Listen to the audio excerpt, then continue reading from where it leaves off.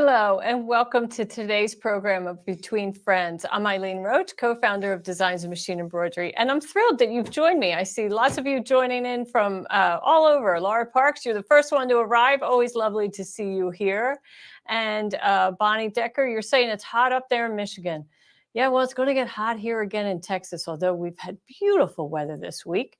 A little rare for this time of year, but we're enjoying it. We'll take it when we can, right? So continuous embroidery is a task that many embroiderers want to be proficient at. Often we think, well, I need a really big hoop to do long lengths of embroidery. But that's not true. Actually, in a 4x4 or a 5x7, you can rehoop, rehoop, rehoop, and go as long as you desire. Is it time consuming? Well, sure, it is a little bit more time consuming in a smaller hoop.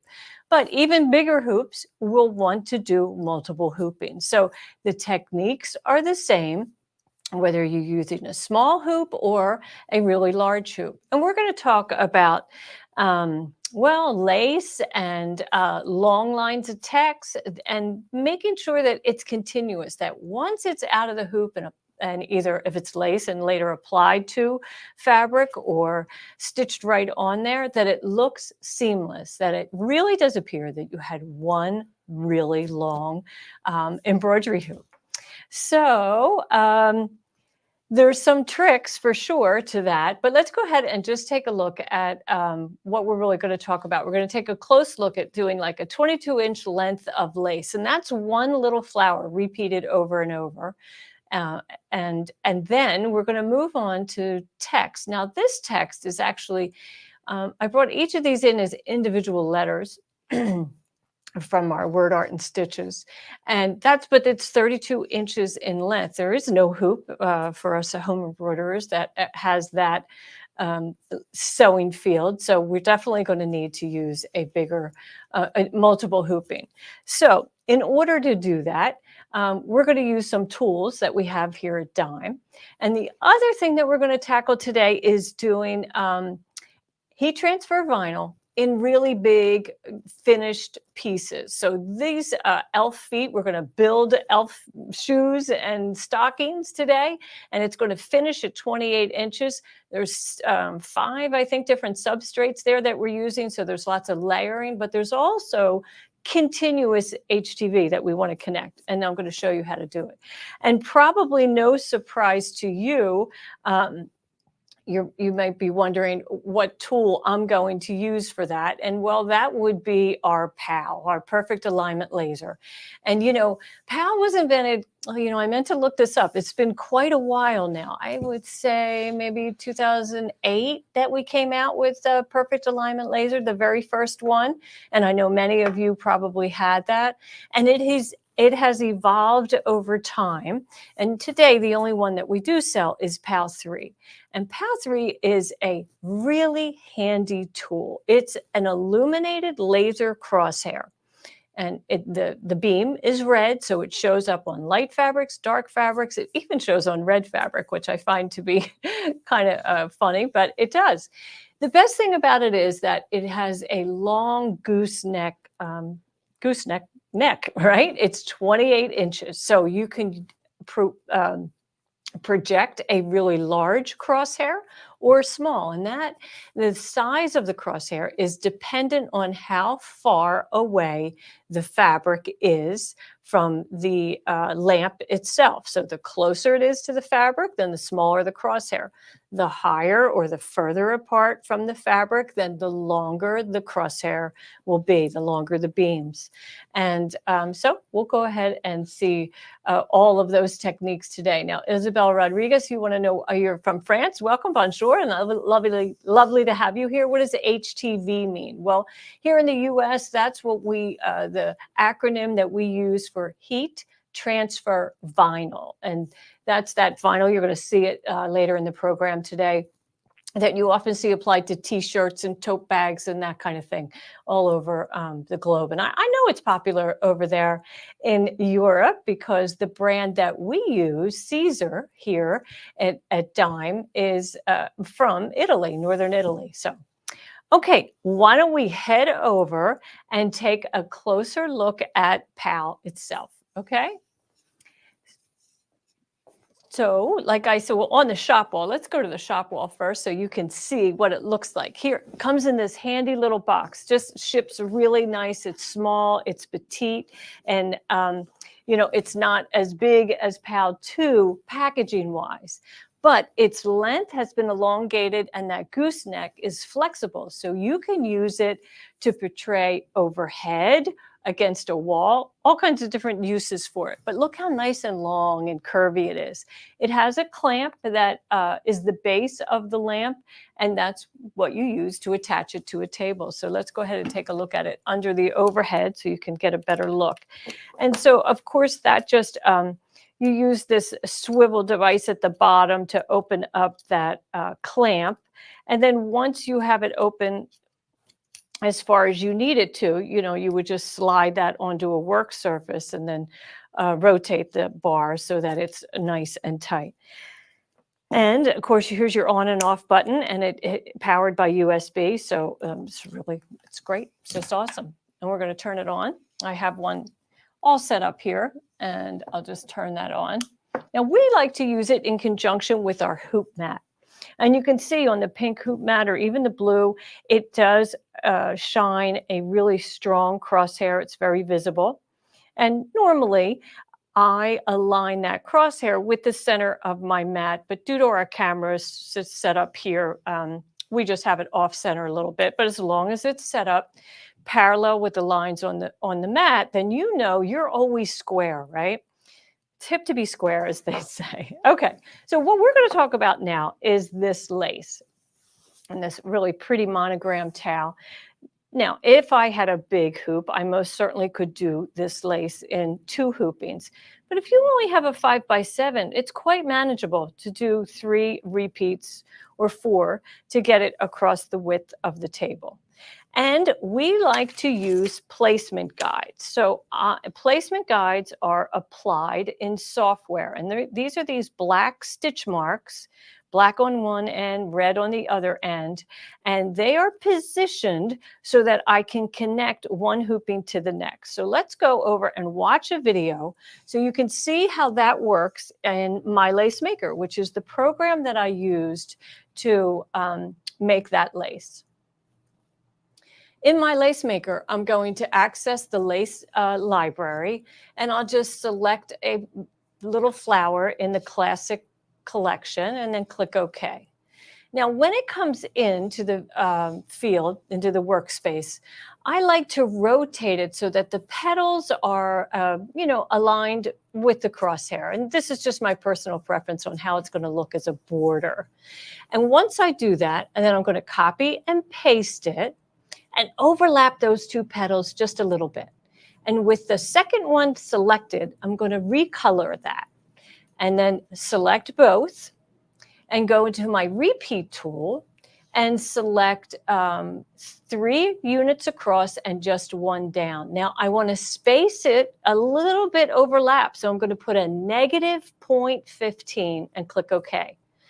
And now I have 6 flowers, all overlapped, which is just perfect. Now I'm going to recolor because I want them to all be different colors. And it really doesn't matter what color I select. I'm just telling the machine I want the machine to stop so I can change color. And that's why I did 2 repeats of the flower, because it's easier to recolor if you start with 2 colors. Then they don't all merge into one same color. Okay, now we have it. So with all of the flowers recolored, I'm going to now select the placement mark icon, and I'm just using the placement marks right and left. And you'll see they land exactly on the outside. And I'm going to select those 3 on the right, and I'm going to move them in a little bit to the left, because remember, I want to overlap my petals. Now, this is a small design, so I don't really need to have those stitch marks, those placement marks, stitching on the lace itself. So I select both at the top and move them up. And then I'll do the same thing on the bottom. I'll move them below the flowers, so they're still going to function for me, but they don't stitch onto the lace itself. So when it comes time to remove the water-soluble stabilizer, they'll just wash away. Now, what if you're worried you move them out of alignment? We'll select all three on the left, use the alignment tools to make sure all three are aligned on the outside and the same on the right side. And then it's time to just send it to the machine. It's as easy as that in my Lace Maker software. So now let's head over to the overhead, and you can take a look at what I stitched. So here I have already stitched color number 1 of the design, that first set of marks. And so I'm going to take the stitched marks and I'm going to line them up with POW.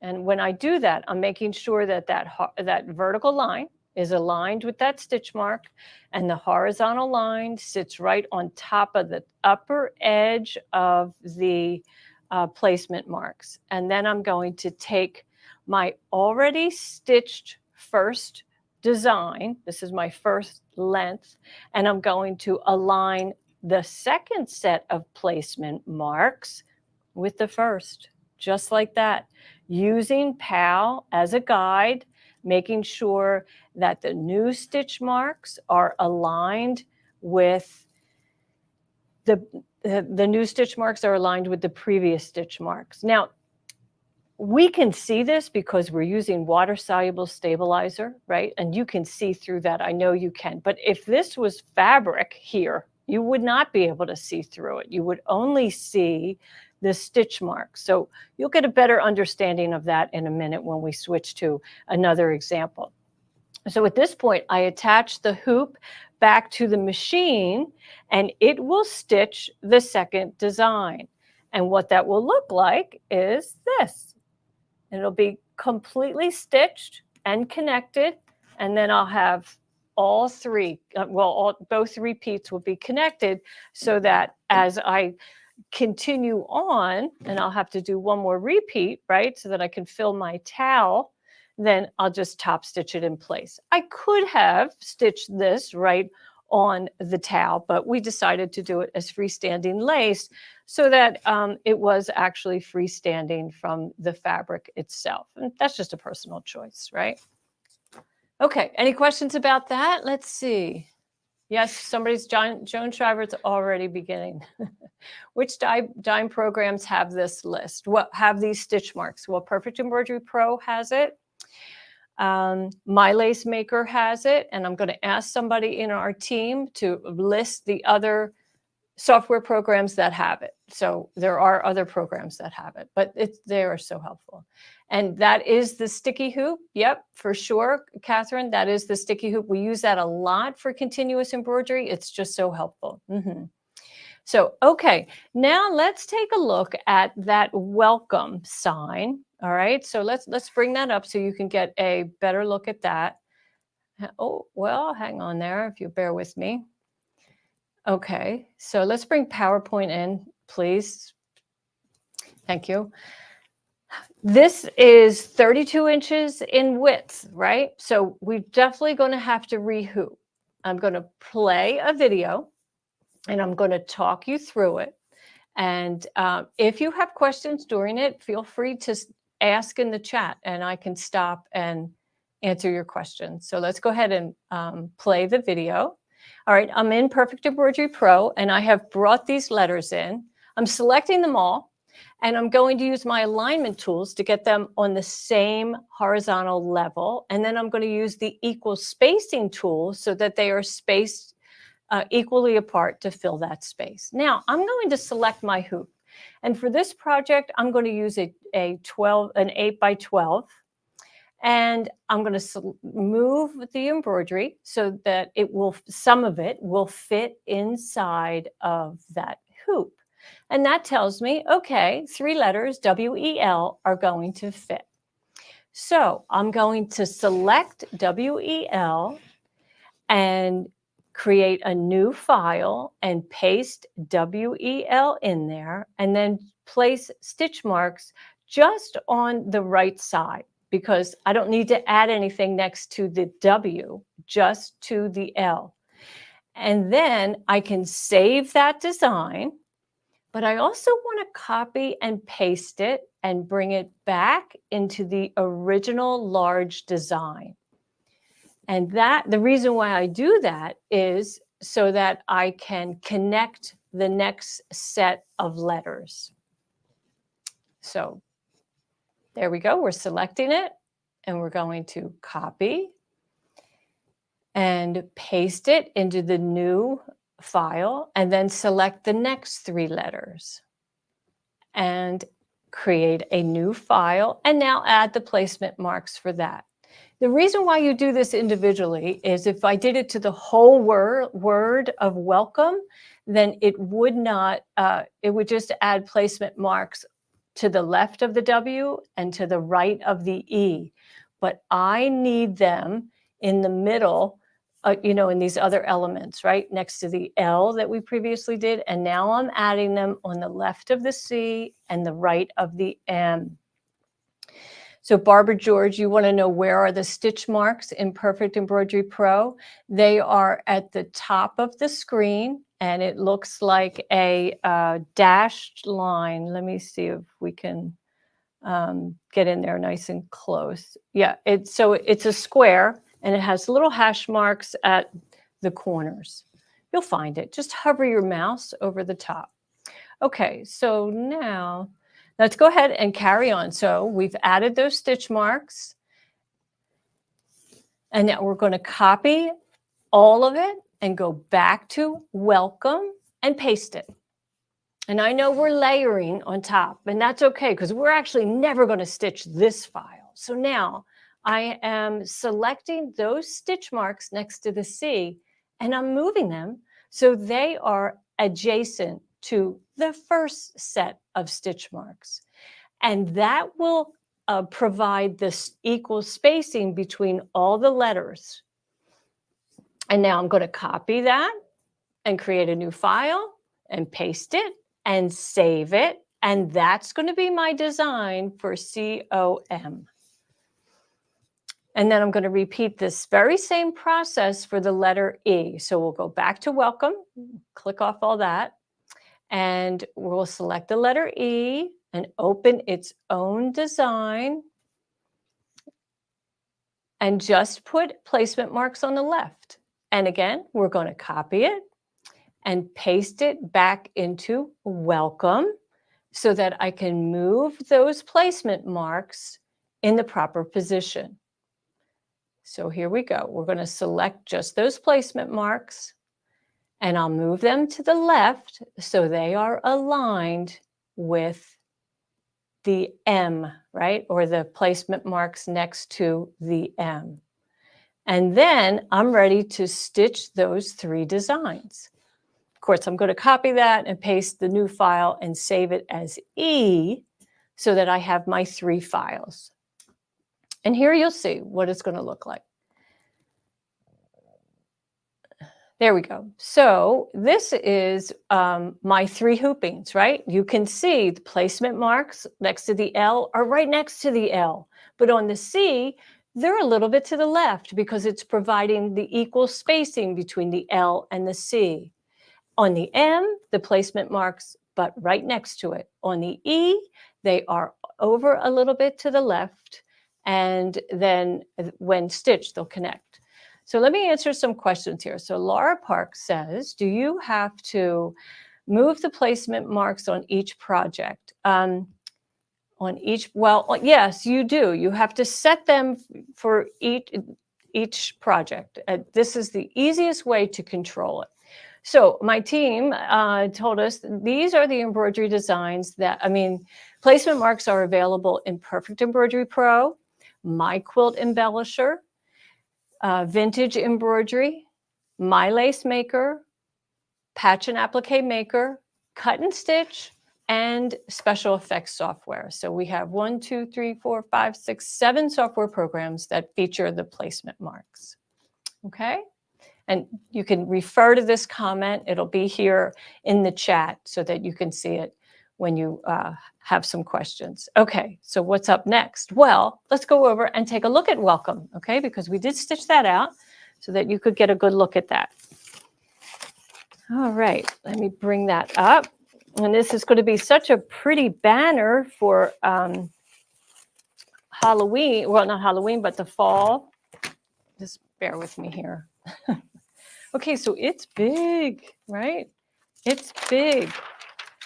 So there's my welcome.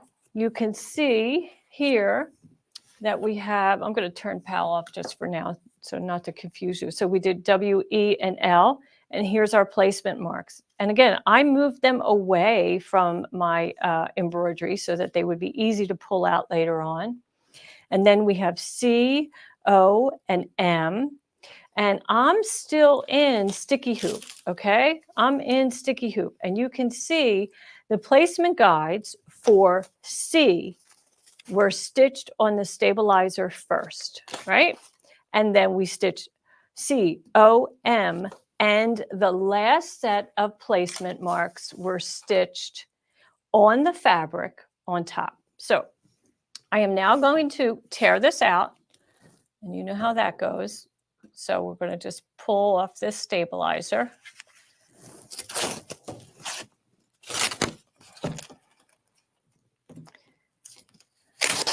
There we go. And I'll take time to, of course, clean that up a little later, right? But I have my smaller hoop already prepared for the letter E, right? So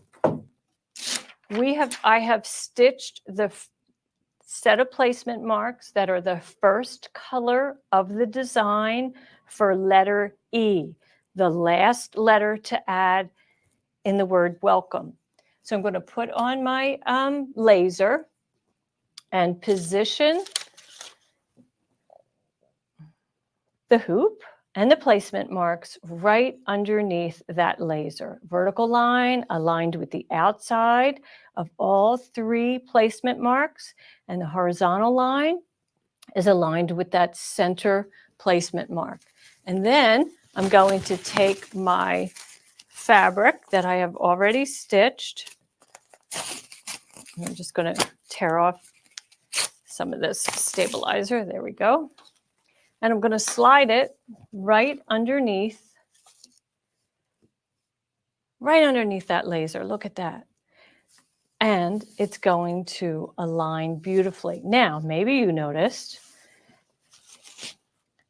and you can, this is sticky stabilizer, so I have the freedom to move this fabric and get it aligned exactly as I want it, right? Notice this black line that I put on there. So I used a friction pen, the whole width of my fabric, just to mark it. I tested it first, just to make sure that it was always aligning with the center marks. And, lo and behold, pretty darn close. What if it doesn't? Well, I trust the laser more than I trust marks, a marker.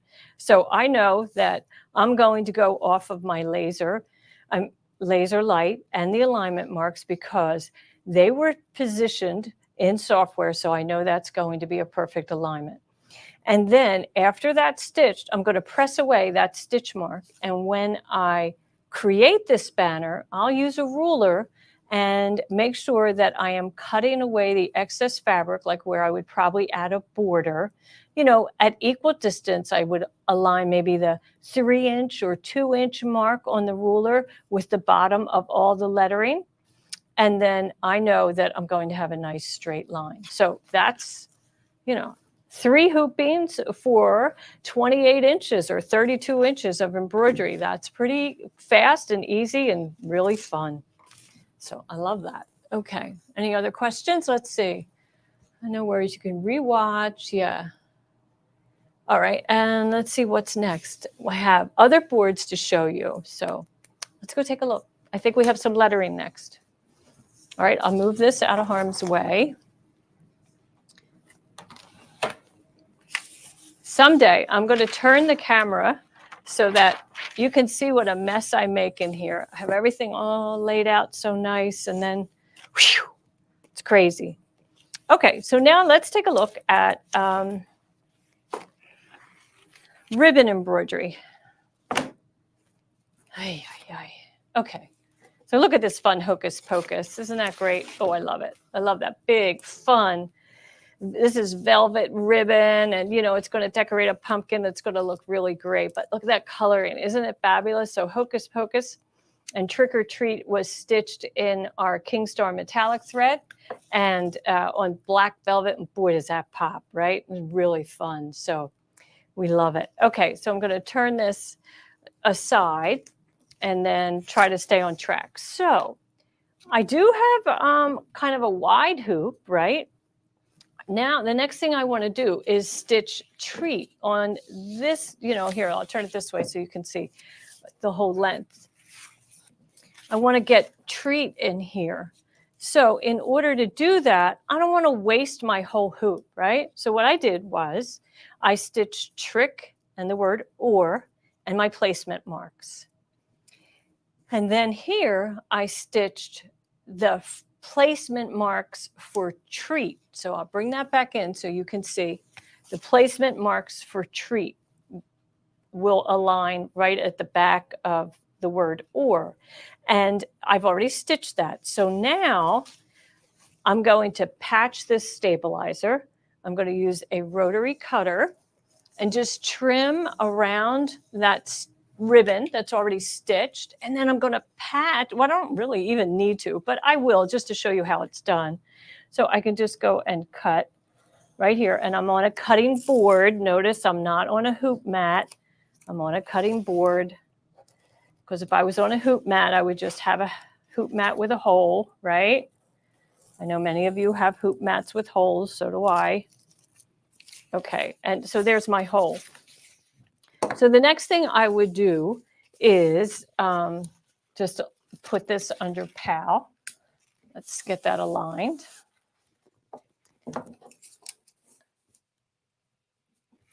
And I'm just getting that all nice and aligned. And then I'm going to take these stitch marks and place them right there. And then when I stitch treat, I'll have that little space that I need to separate the word or from the word treat, and I'll just stitch treat, and it'll be perfect. Then I would trim this out, but I don't have to throw all that stabilizer away. I can take another piece of stabilizer and just use it to patch. So right on my mat, I'll just cut this in half. And then I'm going to peel that protective paper off, right? So here's my sticky part and here's my protective paper. So I place my protective paper right side down over the hole, and then I lift the hoop and just place that right under. And since it's a little see-through, I can kind of see and make sure that I'm on it. Yep, there we go. We have our protective paper. And I didn't nail it perfectly, but another way to do this is to flip it over and do it from the back, right? So I put my protective paper, in that case, down on a flat surface on the workspace. And of course, when you do that, you're going to have your attachment extended off the table so it lays flat. But then there you have it. And that's my patch. Now I'm ready to go back to the machine and stitch something else without wasting this whole piece of stabilizer. So anyway, that's that. Pretty easy. We love to do these long lines of text. I think they're just beautiful. Now, sometimes you have embroidery designs that are two different parts.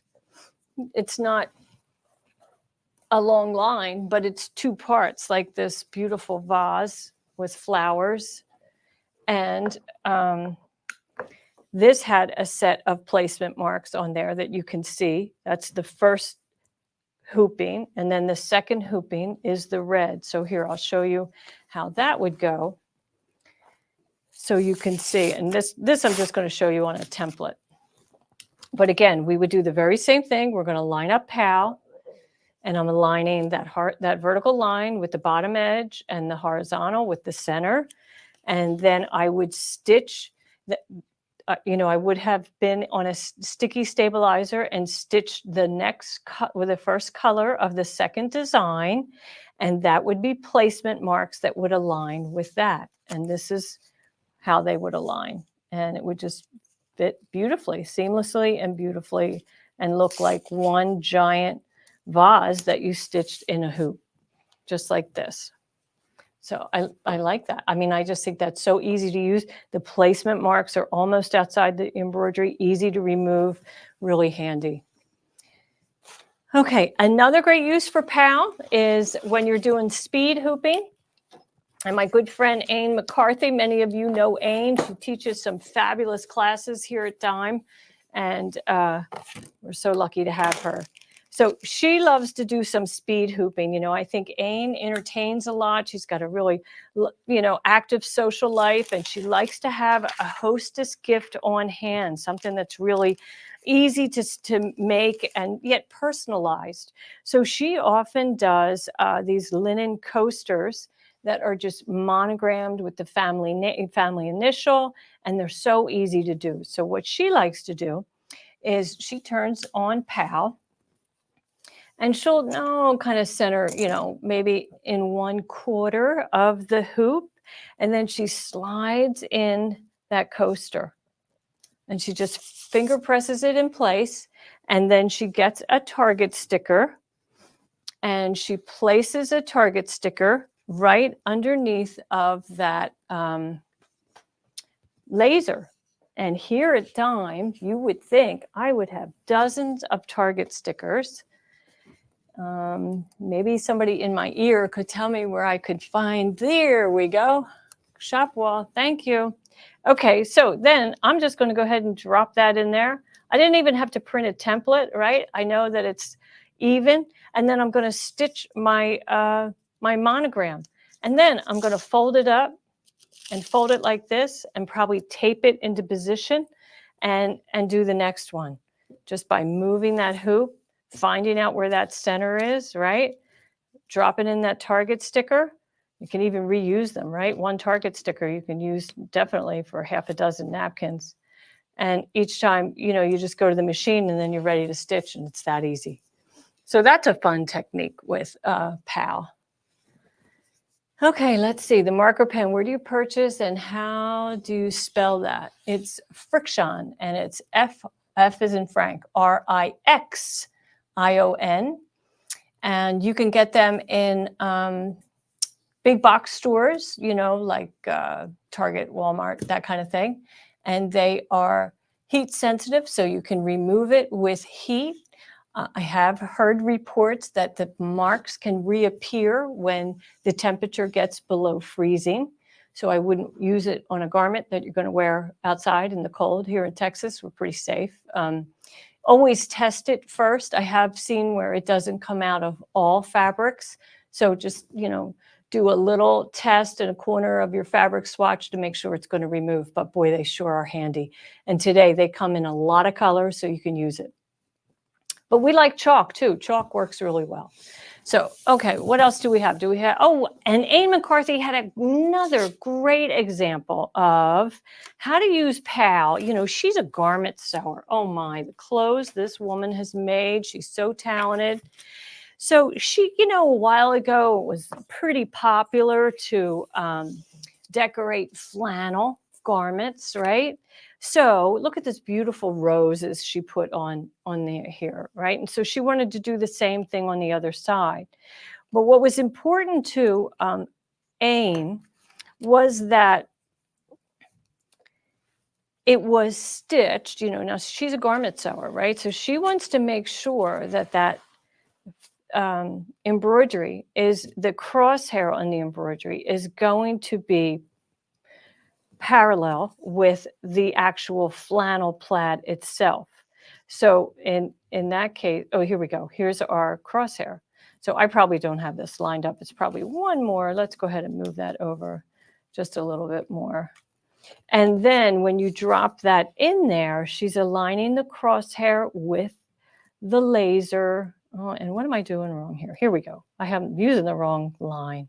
But as you can see now, it is aligned and they're going to be absolutely symmetrical. They're going to flank the collar and just look beautiful. So if you're a garment sewer or you work with a lot of prints, PAL can be really handy for that also.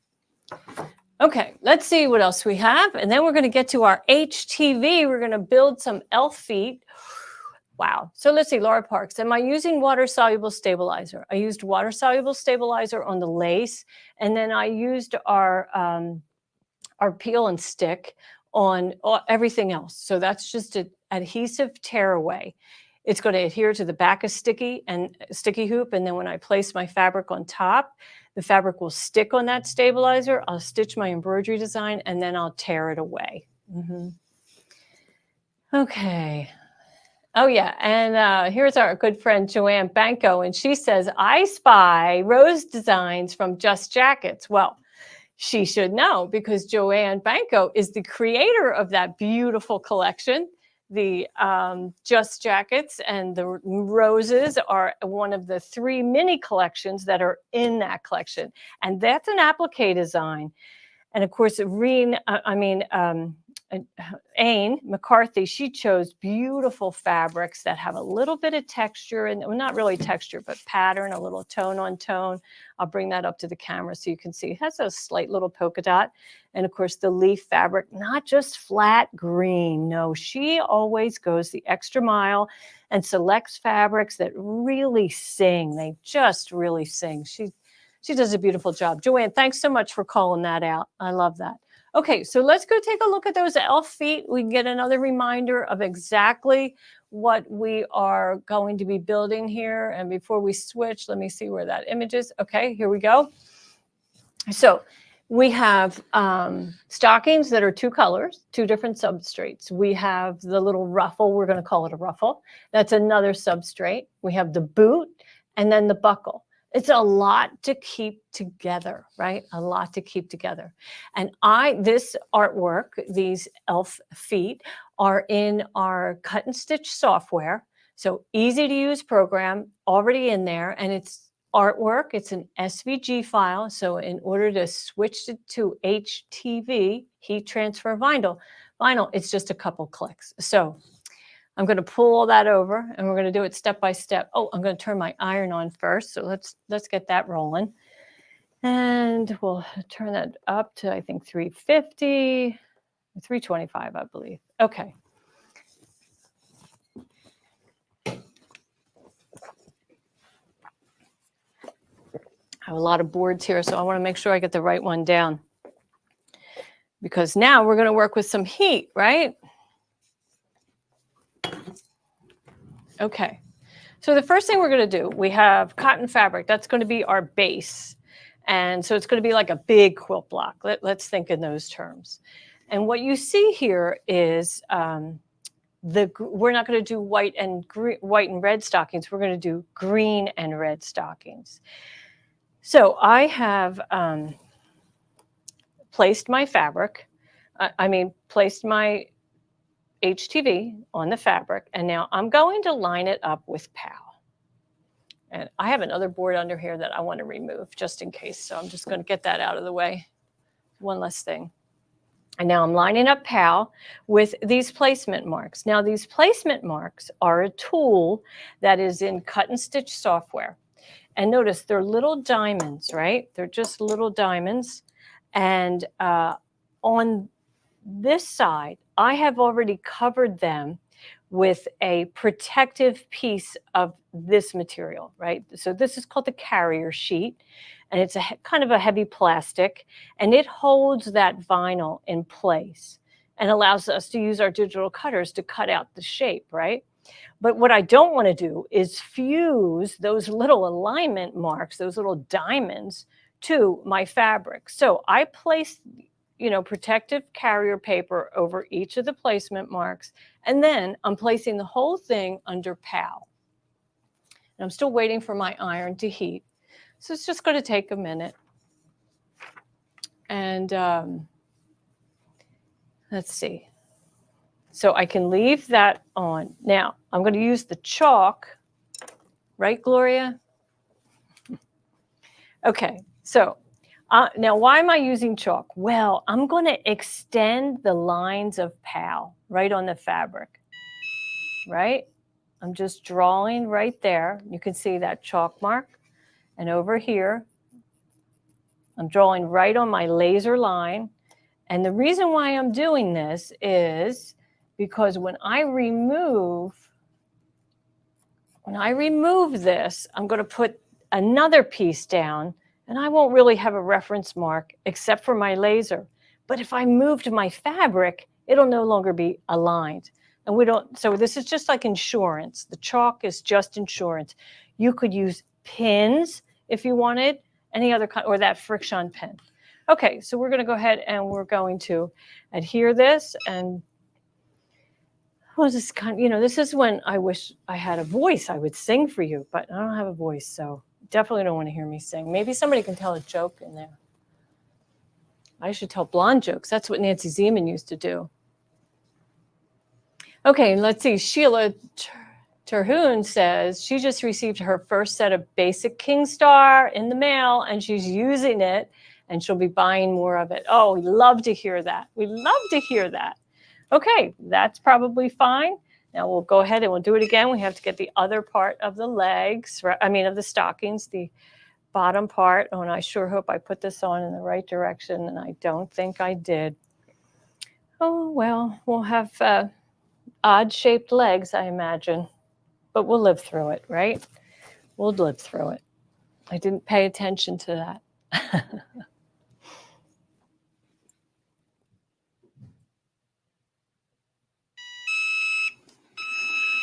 Okay, so that should be good. This is supposed to be kind of a warm peel, so we'll wait just a little bit for it to peel. Of course, everything is hot now. If you're worried about aligning it, I could make some more chalk marks near my corner and just kind of like a little more reference if you're worried about if everything moves. Because, when you do go to peel this, you could have that. Everything could move on you, right? Everything could move on you. Of course, I'm really comfortable with relying on PAL for sure.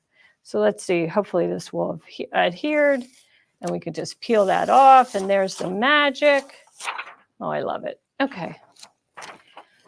Next up is the red part.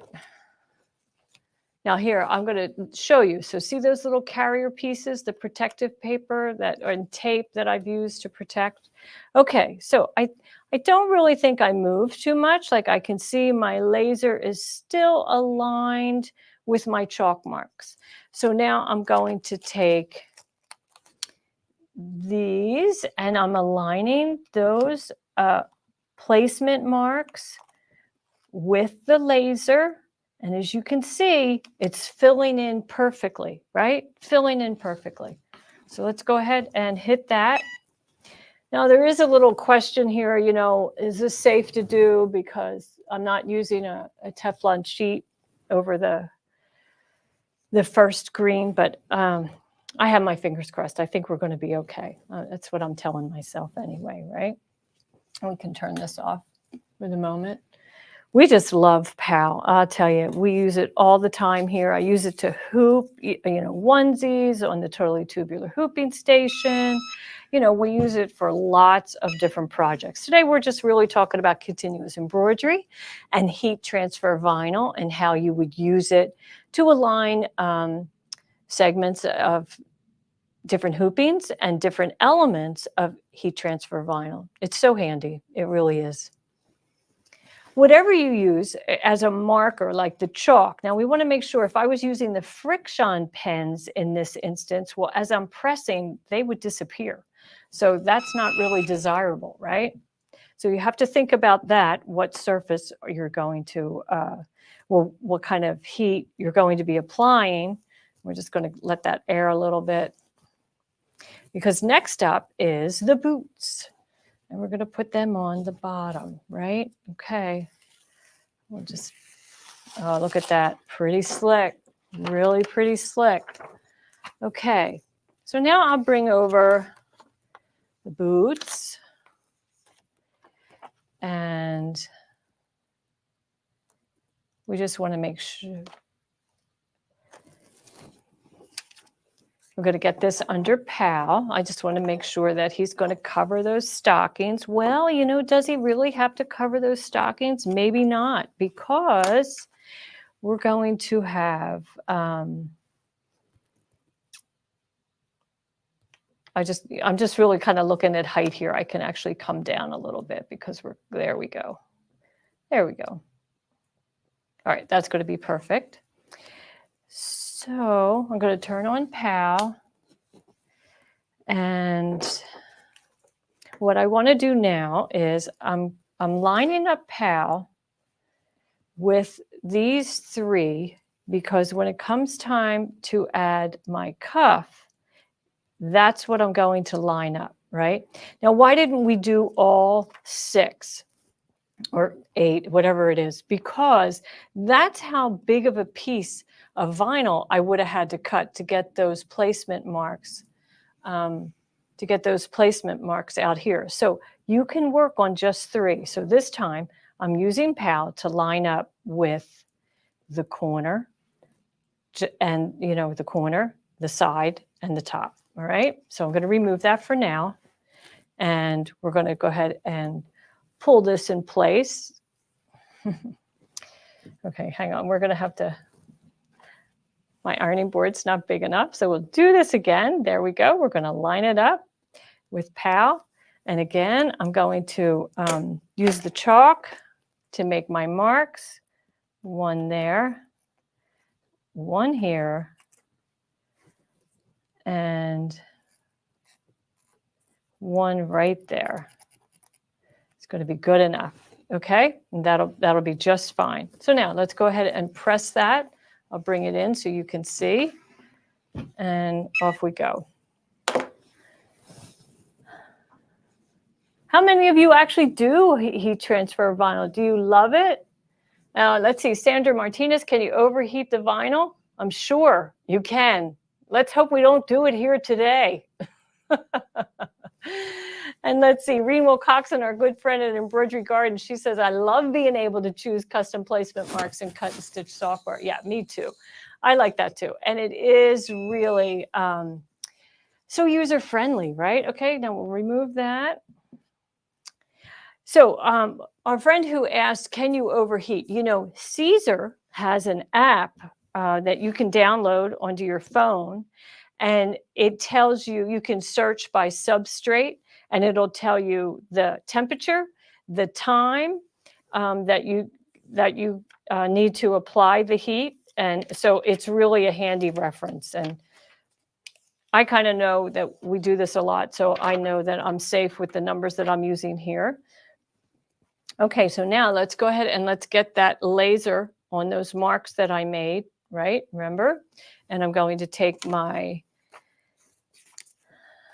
here we go. And we're going to align those diamonds with the laser, right? Horizontally and vertically. There we go. Perfect. Now here, I should really use a smaller press, or cover this area, especially that flock, right? So I'm just going to cover that and then apply my heat through that pressing sheet, that protective cover. And because I don't really want to mar that flock, that green flock that's on the boot, good chance that could happen. So we'll just take a moment and cover that up. I love those things. They are really easy. Okay. All right. Just a couple more seconds, and that should do it on the ruffle, as we called it. So cute, right? Okay, then while we're here, we can go ahead and put the gold buckle on. Let's see. Take that up. Oh, that's hot. Woo. Hot, hot, hot. Okay. And then we can just go ahead and apply our gold buckle. We didn't use placement marks for that because we figured, oh, you can see where that goes, right? There's no right or wrong. As long as it's just right on the edge of that flock, then you are good to go. So there we have it. And then I'll cover that up again. And we'll press it. And that should be one whole elf leg in place. And then I would just repeat that process for the other boot and the ruffle and the buckle. Super cute. Boy, that's fast. Faster than applique, right, friends? Okay. 5, 4, 3, 2, and 1. All righty. So we're just going to let that kind of cool. I'll pull this off and we'll give it a little warm peel. There you go. And isn't that adorable? Oh, I love him. He's so cute. That's going to be a great holiday decoration. So Sandra Martinez, yes, we are using two different types. We're using Caesar glitter. That's the red and green on the stockings and the gold buckle. And we're using flock, Caesar flock, and that's the green boot and the white ruffle. So yeah, you most certainly can, intersperse those different substrates to give you different looks. Really fun. Really, really fun. Okay, so let's see. What is next? We have, I really hope you take advantage of today's special because that is our Perfect Alignment Pro, PAL 3. And it's on sale for $69.99. We have free shipping over $75. So, just add a spool of thread and you're good to go there for sure. PAL 3 can be used for a multitude of different projects, as you just saw. And they're going to make your embroidery look professional and beautiful. And boy, I don't know how I lived without it prior to its invention because I use it all the time for sure. Okay, next up, you're going to meet here, right back here on September 19th with Ashley Jones. She's going to be digging into some features in Word Art and Stitches. And we love having Ashley on that Software Success. She's only here twice a month doing Software Success. That's the first and third Tuesday of the month. So if you are a software aficionado or user or just want to kind of maybe get your feet wet, join Ashley because she is a wizard. Absolutely. We love everything she teaches. Every time I watch her, I learn something, and I'm in our software all the time. So she's great. She sure is great. Okay, we would really appreciate it if you would subscribe to our channel on YouTube and like us on Facebook. That tells us we're giving you the content that you want. So we are just thrilled when you do that. It just tells us so much for sure.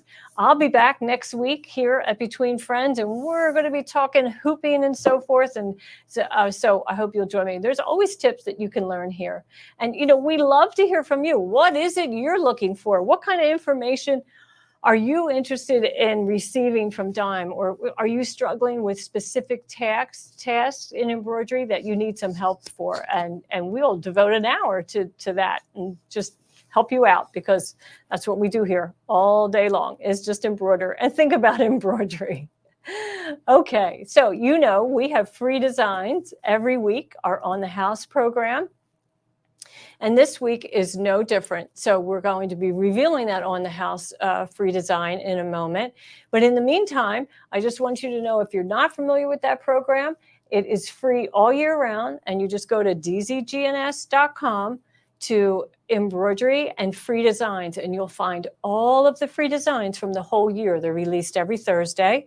And if you have our software and open it up on a Thursday afternoon, you'll see that new free design, because that'll be in your My Today. So if you just click on it, you can go there and download it. Now, we really encourage you to download them this year, because when 2025 rolls in, we'll be removing 2024. So take advantage of it now. Okay, and let's see. We want to know what you're doing. So please share your projects and use the hashtag hashtag On the House, or hashtag Exquisite Thread. And then we search social media with those hashtags looking for your projects. And when we do that, we put them into this video. So take a look.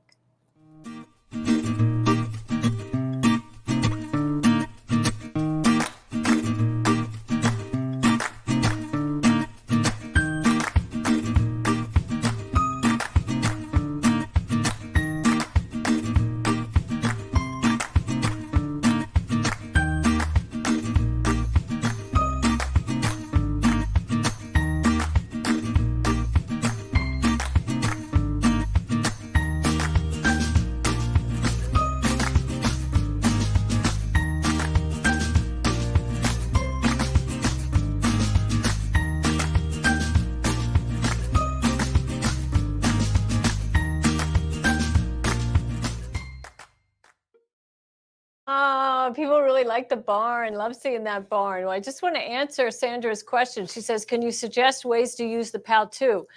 PAL 2 is identical to PAL 3. So everything I just did here, you can do with PAL 2. The only difference to it, it's just a different design. Its function is the same. It's still nice and tall, so it will project a large crosshair.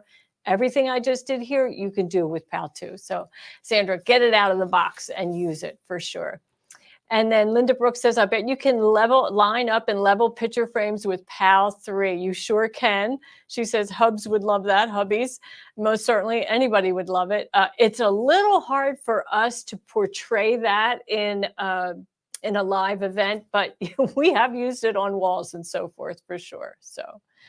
And what about PAL? Same thing with PAL. The original PAL, you most certainly can do all of those techniques. If you need a long crosshair and you only have the original PAL, then place PAL on a box so that he gets taller. He gets further away from the surface, the fabric surface that you are trying to project the laser on. That's the only difference between PAL 1 and PAL 2.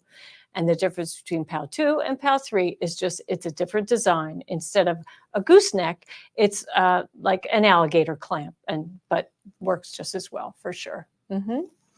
Okay, so this week we have Hello Fall, a beautiful, little spray of autumn leaves and some rustic lettering. So we hope that you'll enjoy this embroidery design this week. And next week we have some real pretty ones in store too. So we can't wait to see what you are going to be stitching. And please use those hashtags so that we can find your designs. And for now, I'd like to say goodbye and thank you. I hope you have a good week, and we'll see you here next week.